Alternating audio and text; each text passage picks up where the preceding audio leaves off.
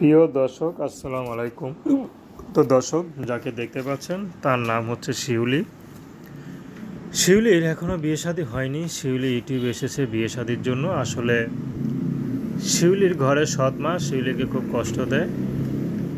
তো শিউলি ইউটিউবে এসেছেন ভালো একটা জীবনসঙ্গীর আশায়, যে মানুষটি সুখে দুঃখে তার পাশে থাকবে, তাকে কখনো, কারণ সৎ মা শিউলিকে খুব কষ্ট দেয়। শিউলি যে বিয়ে করবে সে ব্যবস্থা করছে না। তো শিউলির বাবা আগে রিক্সা চালাতো, তো বর্তমানে তিনি একটা চায়ের দোকান দিয়েছে। তো সেইখানে দোকানদারি করে, টুকটাক যা পায় চলতে ফিরতে তেমন একটা পারে না।